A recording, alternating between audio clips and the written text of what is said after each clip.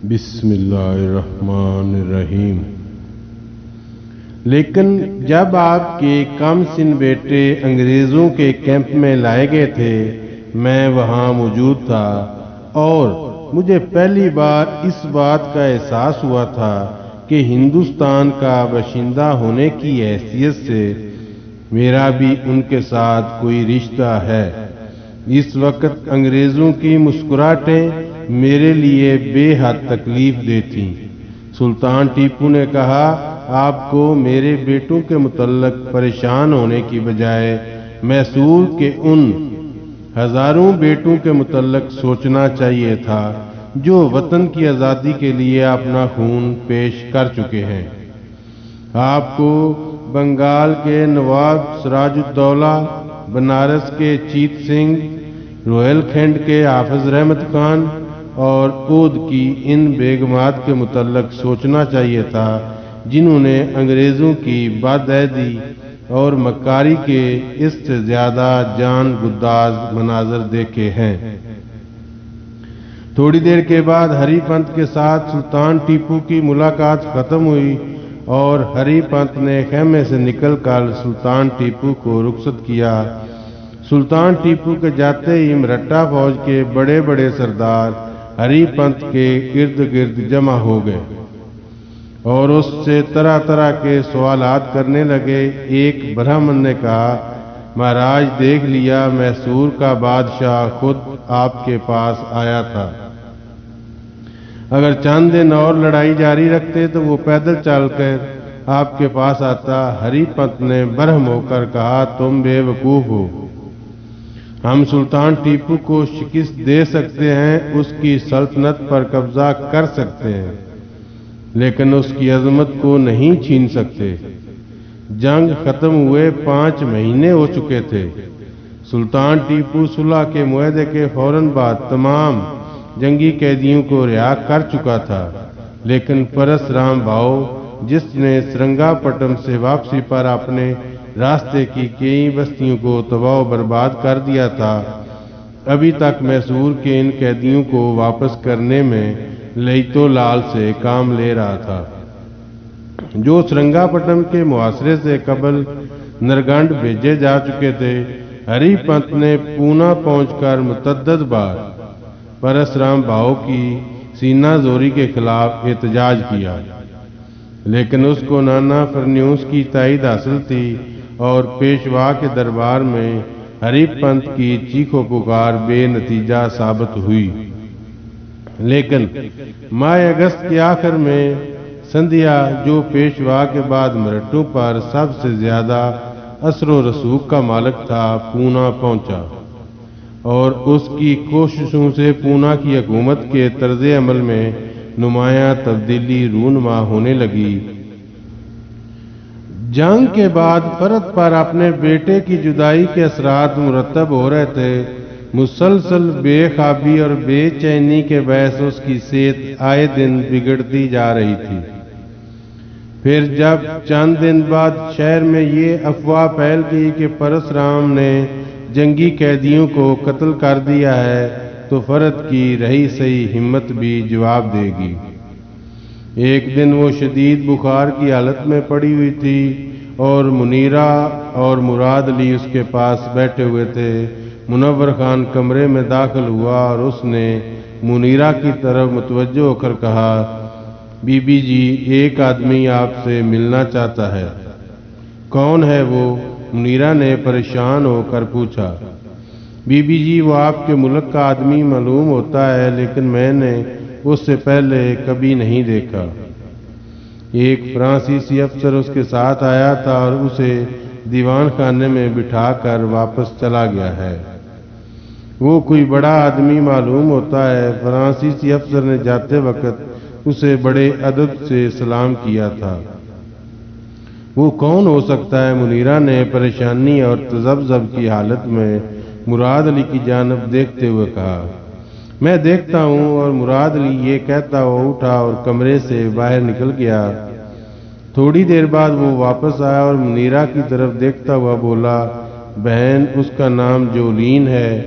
منیرا نے اپنی پریشانی پر قابو پانے کی کوشش کرتے ہوئے کہا، بیٹی تم ڈر کیوں گئی؟ جولین کون ہے؟ فرت نے نحیف آواز میں پوچھا۔ امی جان، وہ لنگرانڈ کا بہنوئی ہے، فرت نے مراد علی سے مخاطب ہوتے ہوئے کہا۔ بیٹا جاؤ اور اسے اندر لے آؤ اور نچلی منزل کے کمرے میں بٹھا دو۔ نہیں امی جان، میں وہیں جاتی ہوں۔ بھائی جان، آپ امی جان کے پاس رہیں۔ منیرا یہ کہہ کر کمرے سے نکل گئی۔ تھوڑی دیر کے بعد وہ دیوان خانے کے ایک کمرے میں جولین کے سامنے کھڑی تھی اور جولین شکایت کے لہجے میں کہہ رہا تھا، جین، مجھے سرنگا پٹم پہنچنے سے پہلے لنگرانڈ کی موت کے متعلق کوئی علم نہ تھا۔ کاش تم نے ہمیں اطلاع دی ہوتی۔ منیرا بہت مشکل سے اپنی سسکیاں ضبط کر رہی تھی۔ جولین نے اسے بازو سے پکڑ کر ایک کرسی پر بٹھا دیا اور کہا، اب تمہارا یہاں رہنا ٹھیک نہیں، تم جلد از جلد سفر کی تیاری کرو۔ نہیں جولین، میں ابھی سرنگا پٹم نہیں چھوڑ سکتی۔ جولین بد دل سا ہو کر اس کے سامنے دوسری کرسی پر بیٹھ گیا اور کچھ دیر سر جھکا کر سوچنے کے بعد کہنے لگا، میں یہاں پہنچتے ہی جن فرانسیسی افسروں سے ملا ہوں، انہوں نے مجھے بتایا کہ یہ لوگ بہت رحم دل ہیں اور تمہارے ساتھ ان کا سلوک بھی بہت اچھا ہے، لیکن تم ان کے ساتھ ساری زندگی جلا وطنی کی زندگی نہیں بسر کر سکتی۔ میں جانتا ہوں کہ تمہارے دل پر اب تک پیرس کے المناک حادثات کی یاد تازہ ہے، لیکن اب فرانس کے حالات بدل چکے ہیں۔ وہ بھیانک رات جس کی تاریکیوں سے تم پناہ لینے کے لیے نکلی تھیں اب گزر چکی ہے۔ اب تمہیں اپنے وطن میں ایک نئی روشنی دکھائی دے گی۔ منیرا نے کہا، میرے لیے موجودہ حالات میں کوئی فیصلہ کرنا ممکن نہیں، مجھے سوچنے کے لیے وقت کی ضرورت ہے۔ جولین نے کہا، میں نے یہ نہیں کہا کہ ہم آج ہی واپس جا رہے ہیں۔ میری چھٹی کے ابھی 3 مہینے باقی ہیں اور میں چند ہفتے یہاں گزار سکتا ہوں۔ تمہیں سوچنے کے لیے کافی وقت مل جائے گا۔ منیرا نے کہا، اس گھر کی معزز خاتون مجھے اپنی بیٹی سمجھتی ہے۔ وہ ان دنوں سخت بیمار ہے اور اس کا ایک بیٹا ابھی تک مرہٹوں کی قید میں ہے۔ ان حالات میں اگر فرانس جانے کا ارادہ کروں تو میرے لیے سرنگا پٹم چھوڑنا بہت مشکل ہوگا۔ ممکن ہے چند دن تک حالات بدل جائیں، ان کی صحت ٹھیک ہو جائے اور ان کا بیٹا گھر واپس آ جائے اور پھر میں یہاں رہنے کے متعلق اپنا ارادہ بھی بدل دوں۔ لیکن جب تک مجھے یہ اطمینان نہیں ہوتا کہ یہاں اب میری ضرورت باقی نہیں رہی، میں اپنے وطن جانا پسند نہیں کروں گی۔ میں ان لوگوں کے احسانات نہیں بھول سکتی۔ انہوں نے ہمیں اس وقت سہارا دیا تھا جب خدا کی سرزمین ہمارے لیے تنگ ہو چکی تھی۔ میں نے اس گھر میں اس وقت قدم رکھا تھا جب اس کا ہر گوشہ مسرت کے کہکوں سے آباد تھا اور اس کے در و دیوار پر تاریک سائے دیکھ کر میں یہاں سے بھاگنے کی کوشش نہیں کروں گی۔ جولین کچھ دیر سر جھکا کر سوچتا رہا۔ بالآخر اس نے منیرا کے چہرے پر نظریں گاڑتے ہوئے کہا، میں نے ان لوگوں کے متعلق کیپٹن فرانسک سے بہت کچھ سن چکا تھا اور یہاں پہنچتے ہی میں جن ہم وطنوں سے ملا ہوں انہوں نے بھی میری معلومات میں کافی اضافہ کیا ہے۔ جین، سچ بتاؤ، کیا تمہارے یہاں ٹھہرنے کی وجہ صرف یہی ہے کہ تم اپنے دل پر ان لوگوں کے احسانات کا بوجھ محسوس کرتی ہو؟ کیا یہ وجہ کافی نہیں؟ نہیں، میں نہیں مانتا کہ یہ لوگ بہت اچھے ہیں اور انہوں نے تم پر بہت احسان کیے ہوں گے، لیکن تمہاری ساری عمر یہاں ٹھہرنے کی وجہ یہ کافی نہیں۔ جین، برا نہ ماننا، فرانسیسی کیمپ سے میں اس نوجوان کے متعلق بہت کچھ سن چکا ہوں جو ان دنوں مرہٹوں کی قید میں ہے۔ ایک ثانیہ کے لیے منیرا کی آنکھوں کے سامنے انور علی کی تصویر آ گئی۔ اس نے ایک جھرجھری لی اور کہنے لگی، میں آپ کا مطلب نہیں سمجھی، آپ کیا کہنا چاہتے ہیں؟ کچھ نہیں جین، میں صرف یہ دعا کرتا ہوں کہ تم نے اس سے کوئی غلط توقع نہ وابستہ کی ہو۔ ایک فرانسیسی نے یہ خیال ظاہر کیا تھا کہ شاید تم جولین نے اپنا فکرہ پورا کرنا کے بجائے منیرہ کے چہرے پر نظریں گاڑ دیں۔ منیرہ جلدی سے اٹھی لیکن دروازے کی طرف چند قدم اٹھانے کے بعد رک گئی۔ جولین نے کہا، جین ٹھہرو، میں نے ابھی اپنی بات ختم نہیں کی۔ تم اس سے محبت کرتی ہو؟ تم اس نوجوان سے محبت کرتی ہو جس کی دنیا تمہاری دنیا سے مختلف ہے؟ منیرہ چند ثانیے دم خود کھڑی رہی۔ اس کی نگاہوں کے سامنے اچانک ایک ایسی حقیقت کے چہرے کا نقاب اٹھ چکا تھا جو بیک وقت دلکش بھی تھا اور بھیانک بھی، اور ایک ایسے طوفان کے بند ٹوٹ چکے تھے جسے وہ ایک مدت سے اپنے سینے کی گہرائیوں میں دبائے ہوئے تھی۔ اس نے مڑ کر جولین کی طرف دیکھا اور کانپتی ہوئی آواز میں کہا، ہاں جولین، میں اس سے محبت کرتی ہوں، لیکن میں نے اس سے کوئی توقع وابستہ نہیں کی۔ جولین نے قدرے نرم ہو کر کہا، نادان لڑکی، بیٹھ جاؤ، تم اپنے سوا اور کسی کو دھوکہ نہیں دے سکتی۔ منیرہ نڈال سی ہو کر بیٹھ گئی اور اپنا چہرہ دونوں ہاتھوں میں چھپا کر ایک بچے کی طرح سسکیاں لینے لگی۔ جولین نے کہا، مجھے یقین ہے کہ وہ اپنے متعلق تمہارے احساسات سے بے خبر نہیں ہوگا۔ منیرہ نے بڑی مشکل سے اپنی سسکیاں روکتے ہوئے جواب دیا، اسے میرے متعلق کچھ معلوم نہیں، اور میں کبھی یہ گوارا نہیں کروں گی کہ اسے میرے احساسات کا علم ہو۔ اس کے باوجود تم یہاں رہنا چاہتی ہو؟ ہاں، منیرہ نے اصوات میں سر ہلاتے ہوئے کہا، فرض کرو کہ وہ اگر میری موجودگی میں یہاں پہنچ جائے اور پھر تمہیں یہ معلوم ہو جائے کہ اس کی دنیا میں تمہارے لیے اور کوئی جگہ نہیں، تو تم اس صورت میں بھی میرے ساتھ جانا پسند نہیں کرو گی؟ مجھے معلوم نہیں۔ فرانسک نے مجھے بتایا تھا کہ اس سے تمہاری ملاقات پانڈیچری میں ہو گئی تھی۔ ہاں، اور تم نے وہاں اس کے ساتھ سرنگا پٹم تک کا سفر کیا تھا۔ منیرہ نے کانپتی آواز میں کہا، خدا کے لیے ایسی باتیں نہ کیجیے۔ اس کے ساتھ سفر کے دوران میرے وہم و گمان میں بھی نہ تھا کہ وہ کسی دن میری توجہ کا مرکز بن جائے گا۔ ہو سکتا ہے کہ اس وقت تمہیں اپنے احساسات کا صحیح علم نہ ہو، اور یہ تلخ حقیقت تم نے لنگرانڈ کی بیوی بننے کے بعد محسوس کی ہو۔ تمہاری زندگی میں کوئی خلا باقی رہ گیا ہے؟ منیرہ نے کرب انگیز لہجے میں کہا، آپ جی بھر کر مجھے کوس سکتے ہیں، لیکن میں آپ کو یہ کہنے کی اجازت نہیں دوں گی کہ مجھے اپنے شوہر سے محبت نہیں تھی۔ جولین نے کہا، جین، میرا مقصد تمہاری توہین کرنا نہیں تھا۔ میری نگاہوں میں تم ایک فرشتہ ہو، لیکن میں تمہیں یہ بتانا چاہتا ہوں کہ محبت میں اور رحم میں بہت فرق ہے۔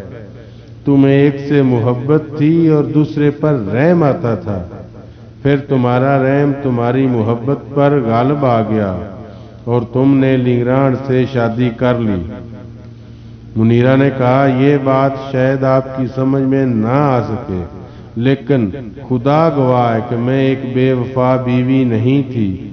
تمہیں یہ کہنے کی ضرورت نہیں جین، میں جانتا ہوں کہ تمہاری جیسی رحم دل لڑکی بے وفا نہیں ہو سکتی، اور یہ تمام باتیں میں نے تمہارا دل دکھانے کے لیے نہیں کی۔ میرے لیے یہ جاننا ضروری تھا کہ یہاں رہنے کے متعلق تمہارے اصرار کی اصل وجہ کیا ہے، اور اب میں مطمئن ہوں۔ اب اگر تم چاہو تو میں تمہیں اپنے ساتھ لے جانا پسند نہیں کروں گا۔ لنگرانڈ کی روح کے لیے بھی اس سے بڑا اطمینان اور کیا ہو سکتا ہے کہ اس کے بعد تم نے اس دنیا میں تنہا نہیں ہو۔ ایک افسر نے میرے ساتھ گفتگو کے دوران یہ امید ظاہر کی تھی کہ اب مرٹے جنگی قیدیوں کو رہا کرنے پر آمادہ ہو جائیں گے۔ خدا کرے کہ وہ میری موجودگی میں یہاں پہنچ جائے اور میں تمہاری تمام الجھنیں دور کر سکوں، ورنہ میں اپنے حصے کا کام کسی اور کے سپرد کر جاؤں گا۔ اب مجھے اجازت دو۔ آپ کہاں جا رہے ہیں؟ میں فرانسیسی کیمپ میں قیام کروں گا۔ آپ یہاں کیوں نہیں ٹھہرتے؟ نہیں، میرا وہاں ٹھہرنا مناسب ہے، وہاں مجھے لوگوں کے ساتھ ملنے جلنے کی آزادی ہوگی۔ ایک فرانسیسی میرا بچپن کا دوست نکل آیا ہے، اس نے میرے لیے میسور کے شکار کا بندوبست کرنے کا وعدہ کیا ہے، لیکن میں اپنے قیام کے دوران میں برابر تم سے ملتا رہوں گا۔ منیرا نے کہا، میں نے ابھی تک آپ کی بیوی کے متعلق آپ سے کچھ نہیں پوچھا، وہ کیسی ہیں؟ وہ بالکل ٹھیک ہے اور اب 2 بچیوں کی ماں بن چکی ہے۔ آپ اب تک موریشس میں ہیں؟ ہاں، لیکن میرا خیال ہے کہ میری رخصت ختم ہونے پر مجھے فرانس بلا لیا جائے گا۔ آپ کا عہدہ کیا ہے؟ میں کرنل بن چکا ہوں۔ جولین یہ کر کھڑا ہو گیا، لیکن منیرا نے کہا، ٹھہریے، میں مراد علی کو بھیجتی ہوں، وہ آپ کو کیمپ تک پہنچایا جائے گا۔ نہیں نہیں، اسے تکلیف دینے کی ضرورت نہیں، مجھے راستہ معلوم ہے۔ منیرا جولین کے ساتھ کمرے سے باہر نکلی اور ڈیوٹی کے دروازے کے قریب اسے رخصت کرنے کے بعد رہائشی مکان کی طرف چل پڑی۔ تھوڑی دیر کے بعد فرد کے کمرے میں داخل ہوئی۔ فرد نے اس کے پاؤں کی آٹیں سن کر آنکھیں کھولی اور منیرا کچھ کہے بغیر اس کے بستر کے قریب کرسی پر بیٹھ گئی۔ فرد نے کہا، کیا بات ہے بیٹی، تم بہت پریشان معلوم ہوتی ہو، لنگرانڈ کا بہنوئی کوئی بری خبر لے کر تو نہیں آیا؟ منیرا نے مسکرانے کی کوشش کرتے ہوئے کہا، نہیں امی جان، وہ بری خبر لے کر نہیں آیا۔ فرد مراد علی کی طرف متوجہ ہوئی، بیٹا تم جا کر مہمان کے پاس بیٹھو۔ منیرا نے کہا، امی جان وہ چلا گیا ہے، وہ کہتا ہے کہ میں فرانسیسی کیمپ میں رہوں گا، وہاں پر اس کا کوئی دوست ہے۔ بیٹی وہ تمہارا مہمان تھا اور تمہیں اسے یہاں ٹھہرانا چاہیے تھا۔ امی جان وہ اپنے کسی دوست کے پاس ٹھہرنے کا وعدہ کر چکا تھا اور میں نے آپ کی علالت کے پیش نظر یہاں ٹھہرنے پر اصرار نہیں کیا۔ فرد نے مراد علی کی طرف متوجہ ہو کر کہا، بیٹا تم جا کر اپنے بھائی کا اتا پتہ معلوم کرو، شاید فوج کے دفتر میں کوئی اطلاع آئی ہو۔ بہت اچھا امی جان، مراد علی یہ کہہ کر اٹھا اور کمرے سے باہر نکل گیا۔ فرد قدرے توقف کے بعد منیرا سے مخاطب ہوئی، بیٹی سچ کہو، لنگرانڈ کا بہنوئی تمہاری کسی بات سے خفا ہو کر تو نہیں چلا گیا؟ نہیں امی جان، اس نے وعدہ کیا ہے کہ وہ یہاں قیام کے دوران میرے پاس آتا رہے گا۔ فرد نے کہا، بیٹی مجھے ڈر ہے کہ وہ تمہیں اپنے ساتھ چلنے کے لیے کہے گا۔ امی جان میں اس کے ساتھ جانے سے انکار کر چکی ہوں۔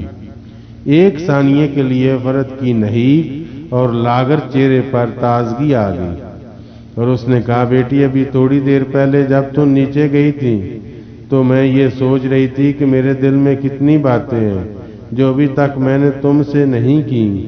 میرا ایک بیٹا مسعود علی انتپور کے قلعے کی حفاظت کرتا ہوا شہید ہو گیا تھا اور اس کا بڑا بھائی صدیق علی ان جنگی قیدیوں کے ساتھ تھا جنہوں انگریزوں نے اس قلعے کی فصیل کے ساتھ کھڑا کر کے گولیوں کا نشانہ بنایا تھا۔ صدیق علی کی شہادت کا انتہائی دردناک پہلو یہ تھا کہ وہ ایک جوان اور حسین لڑکی اسے بچانے کے لیے انگریز سپاہیوں کی بندوقوں کے سامنے آ گئی تھی اور اس نے گولی کھانے کے بعد میرے بیٹے کی لاش سے لپٹ کر جان دے دی تھی۔ ان کی لاشیں انتپور کے قلعے کے پاس ہی ایک گڑھے میں دفن ہیں۔ مجھے انتہا یہ جستجو کے باوجود ان سوالات کا تسلی بخش جواب نہ مل سکا کہ وہ لڑکی کون تھی، کہاں سے آئی تھی اور وہ ایک دوسرے کو کب سے جانتے تھے۔ اس کی خیالی تصویریں میری نگاہوں کے سامنے رہا کرتی تھی۔ میرے دل میں اس کے لیے وہی محبت تھی جو ایک ماں کے دل میں اپنی بیٹی کے لیے ہو سکتی ہے۔ میں تصور میں اس کے ساتھ باتیں کیا کرتی تھی، اس کے بال سنوارا کرتی تھی۔ پھر جب تم ہمارے گھر آئیں تو میں یہ محسوس کرتی تھی کہ قدرت نے میری بے بسی پر رحم کھا کر مجھے ایک جیتی جاگتی بیٹی عطا کر دی ہے اور میں اس لڑکی کے حصے کی تمام شفقت اور محبت تمہیں دینا چاہتی تھی۔ فرد یہاں تک کہہ کر رک گئی اور کچھ دیر تک منیرا کی طرف دیکھنے کے بعد بولی، مجھے اپنے خیالات کے اظہار کے لیے الفاظ نہیں مل رہے۔ مجھے ایسا معلوم ہوتا ہے کہ میرا وقت قریب آ چکا ہے اور شاید قدرت مجھے اپنی زندگی کا اہم فریضہ پورا کرنے کی اجازت نہ دے۔ مجھے آج تک یہ معلوم نہیں ہو سکا کہ انور علی کے متعلق تمہارے خیالات کیا ہیں، لیکن میں تم سے وعدہ لینا چاہتی ہوں کہ اگر میں مر جاؤں تو تم اس کا انتظار کیے بغیر یہاں سے نہیں جاؤ گی۔ میرے بعد اس گھر کو تمہاری ضرورت رہے گی۔ منیرا نے آنکھوں میں آنسو بھرتے ہوئے کہا، امی جان، اگر اس گھر میں میری ضرورت نہ بھی ہو تو میں خوشی کے ساتھ اسے چھوڑنا پسند نہیں کروں گی۔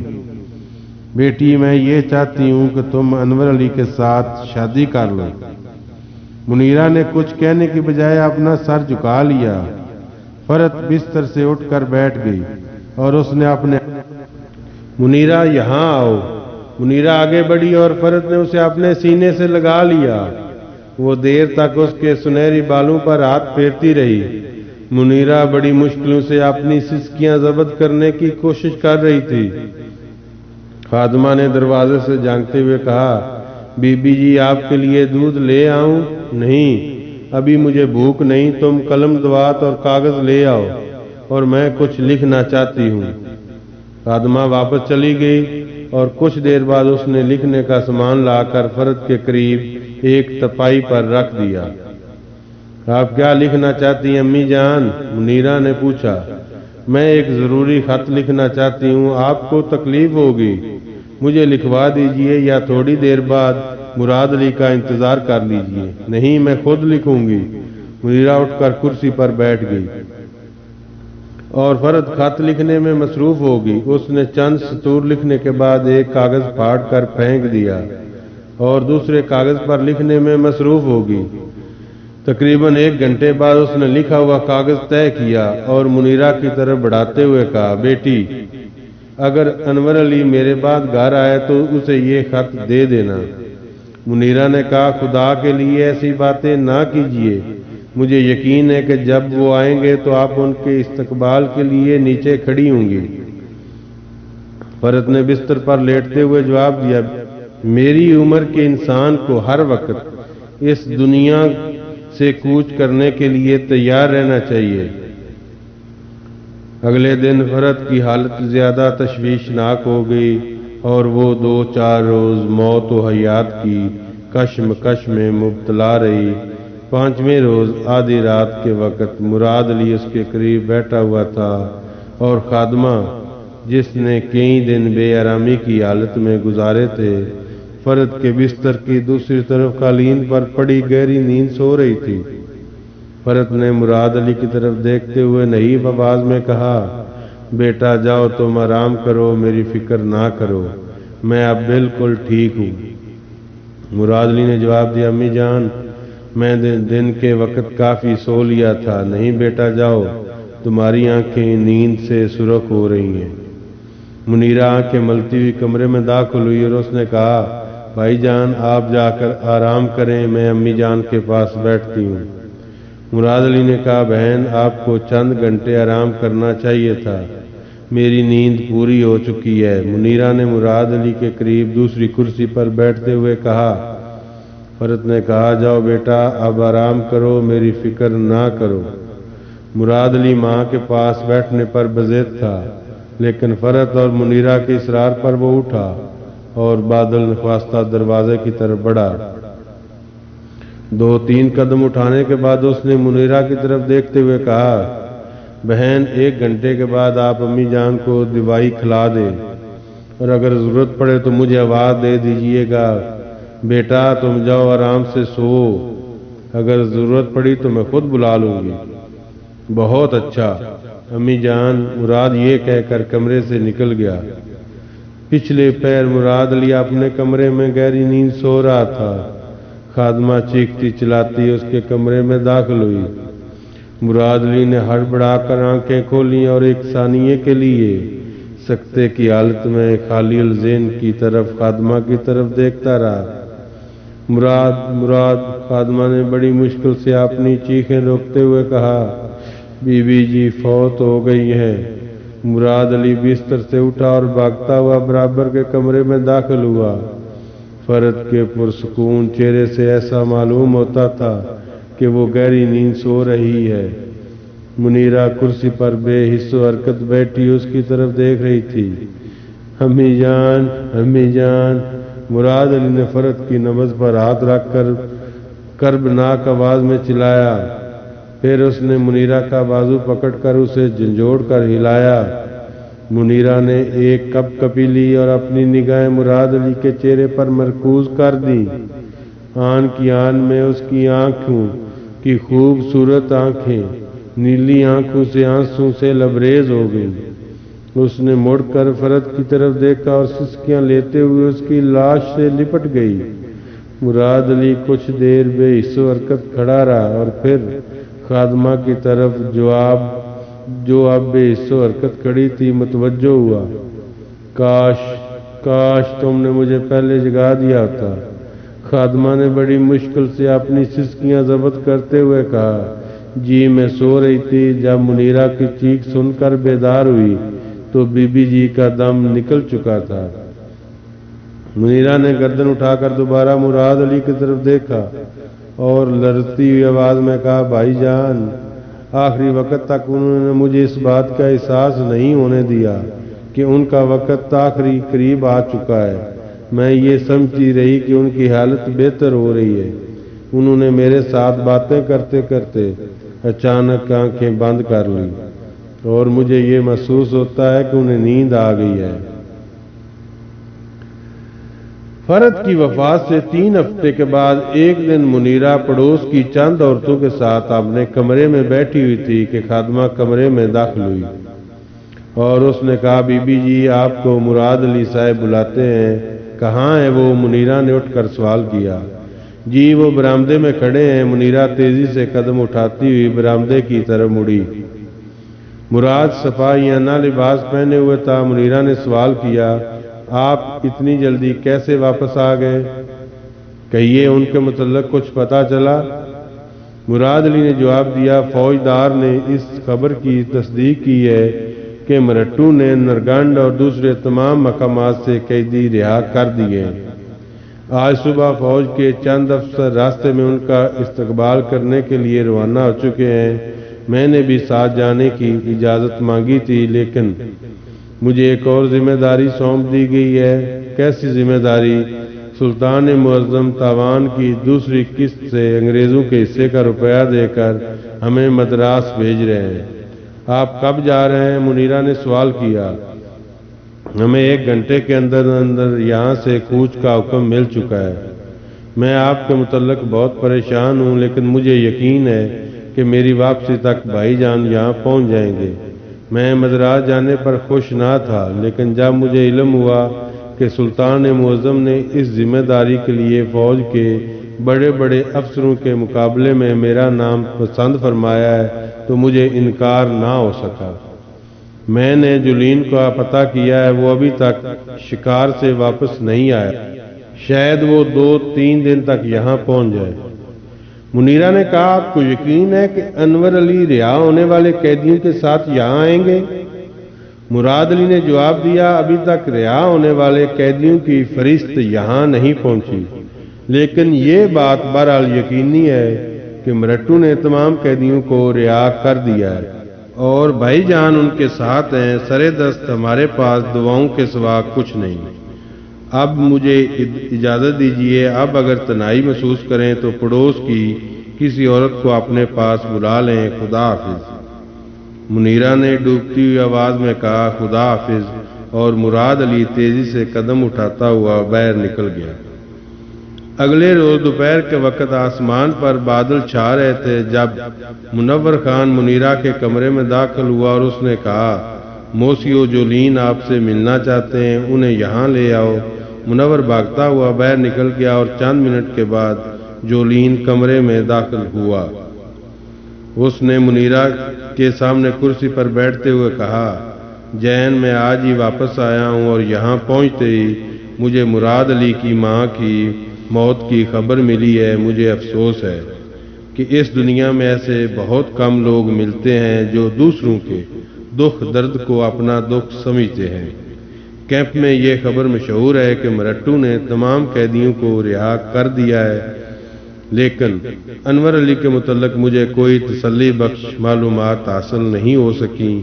جین میں پورے خلوص کے ساتھ یہ دعا کرتا ہوں کہ وہ واپس آ جائے، لیکن موجودہ حالات میں تمہیں اچھی یا بری ہر طرح کی خبر کے لیے تیار رہنا چاہیے۔